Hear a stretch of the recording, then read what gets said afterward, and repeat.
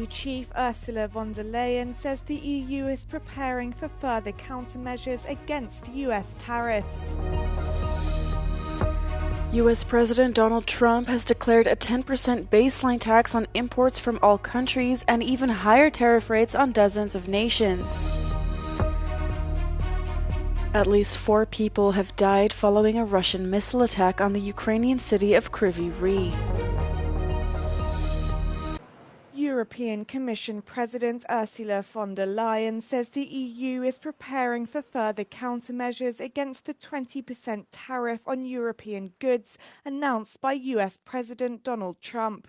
We are prepared to respond. We are already finalizing the first package of countermeasures in response to tariffs on steel. And we are now preparing for further countermeasures to protect our interests and our businesses if negotiations fail. On Wednesday, the US president announced a minimum 10% tariff on all countries, with the EU added to a list of 60 worst offenders, facing a higher tailored rate of 20%. He also announced a 25% tariff on all automobiles made outside the US to be implemented with immediate effect. Sweden and Ireland have already issued statements saying they regret the additional tariffs, which will come into force next Wednesday. However, Irish Deputy Leader Simon Harris urged the bloc to remain calm and measured in its response. The statement this morning by European Commission Chief Ursula von der Leyen clearly sought to reassure Europeans that the EU is ready to protect itself from Washington's decision to impose tariffs. Speaking from Samarkand, Uzbekistan, where she will later attend the first ever EU Central Asia Summit, von der Leyen said Europe has everything it needs to make it through the storm and is now preparing further measures. But she nonetheless made it clear that Europe wants a negotiated solution because it stands for fair and rules-based trade, which will be one of the main message in her talks with Central Asian leaders today and tomorrow. Alice Tidy in Samarkand for Euronews.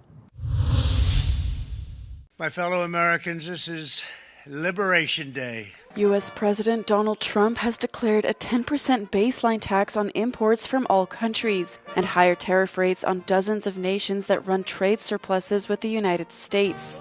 Imports on goods from the European Union are facing a 20% tax, Trump announced as he held up a chart at the White House. European Union, they're very tough, very, very tough traders.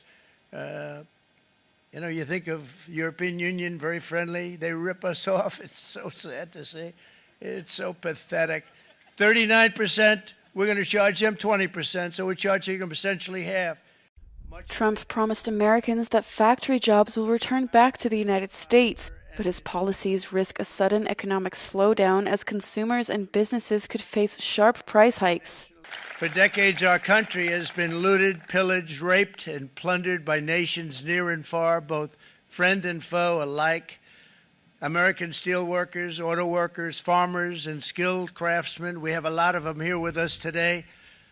They really suffered gravely. They watched in anguish as foreign leaders have stolen our jobs, foreign cheaters have ransacked our factories, and foreign scavengers have torn apart our once beautiful American dream. Trump's announcement threatens to upend much of the architecture of the global economy and trigger broader trade wars. Longtime trade partners, including the EU, have already hit back at previously announced tariffs on steel and aluminium. Danish Prime Minister Mette Frederiksen is visiting Greenland for a 3-day trip aimed at building trust and cooperation with the territory's newly elected officials. Frederiksen announced the plans after U.S. Vice President J.D. Vance accused Denmark of underinvesting in the territory as he visited a U.S. military base there last week. On arrival, she refuted U.S. President Donald Trump's claim on Greenland and vowed to support the Greenlandic people. Jeg vil gerne sige til alle i Grønland, jeg har kun et ønske, og det er at gøre alt, hvad jeg overhovedet kan for at passe på det her vidunderlige land og støtte Grønland i en rigtig, rigtig svær situation. Fredriksson is meeting the incoming Greenlandic leader, Jens Frederik Nielsen, who said in recent days that he welcomes the visit and that Greenland would resist any U.S. attempt to annex the territory. Following years of reforms and European assistance, the 5 Central Asian countries are embarking on a strategic pivot towards Europe. The EU is seeking reliable partners in the currently rapidly changing geopolitical reality, for political and also economic reasons such as trade, investment and energy. In an exclusive interview to Euronews, Uzbekistan's President Shavkat Mirziyoyev, the host of the gathering, calls the summit a historic chance for the region. He said that over the past 7 years, the trade turnover between Central Asian countries and the EU has quadrupled, amounting to 54 billion euros. Over 1,000 companies with European capital are already working in Uzbekistan with the joint investment project portfolio of 30 billion euros. It is truly a historic moment for Central Asia. We've been independent for 34 years. We celebrated this as a new step, as a milestone in our development. You know, in today's changing world, where the whole current world order is being shaken with this great tectonic shifts in geopolitics, we need reliable partners. A major area of cooperation lies in the ongoing project to create a green strategic corridor through the Caspian and Black Seas to Europe. The implementation of this initiative will lay a solid foundation for what both sides are looking for: mutually beneficial energy connectivity. At least 4 people have died following a Russian missile attack on the Ukrainian city of Kryvyi Rih.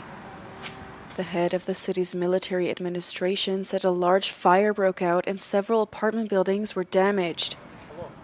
14 people were injured in the strike, according to the regional governor, including an 8-year-old boy and a 6-year-old girl. Kryvyi Rih is the hometown of Ukrainian President Volodymyr Zelensky and lies around 70 kilometers from the nearest front line.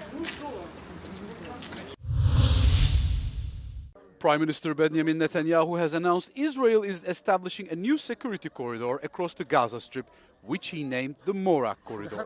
The term Morak Corridor refers to a Jewish settlement that once stood between Rafah and Khan Yunis. Netanyahu warned that pressure will intensify if Israel demands are not met. הלילה ברצועת עזה העברנו הילוך. צה"ל תופס שטחים, מכה במחבלים, הורס את התשתיות, ואנחנו עושים דבר נוסף. אנחנו תופסים את ציר מורג. זאת תהיה הפילדלפי השנייה, ציר פילדלפי הנוסף.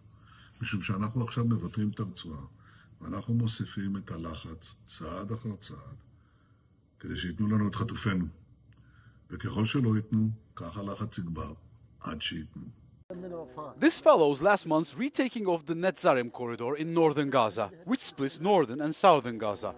Defense Minister Israel Katz earlier said the IDF is expanding its operations to seize large areas in Gaza, aiming to crush militants and expand Israeli security zones. Overnight strikes killed over 40 people, including nearly a dozen children, according to hospital officials. Hamas still holds 59 captives, with 24 believed alive after previous deals freed others. The Hostage Families Forum expressed horror at Katz's announcement, urging the Israeli government to prioritize a deal for the hostages' release.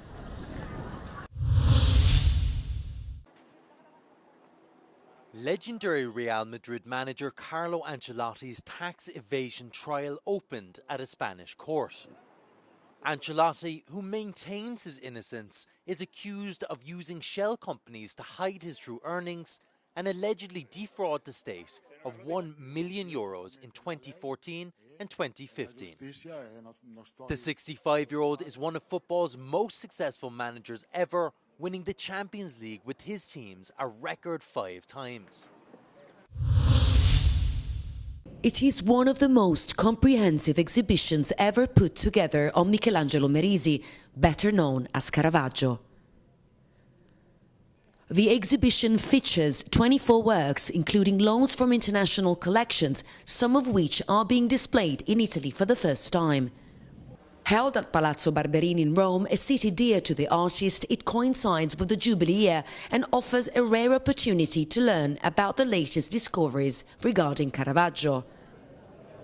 È un successo straordinario di pubblico, abbiamo già venduto in 20 giorni che abbiamo aperto 240.000 biglietti. Caravaggio ha una infinità di elementi che colpiscono la contemporaneità, i suoi dipinti con le figure a dimensioni naturali, questi sfondi semplici, scuri, senza fronzoli e soprattutto ciò che lui rappresenta. In tutti i suoi dipinti c'è la sua vita, le persone che ha amato, gli uomini, le donne, i suoi compagni, i modelli che lui ritraeva dal vivo.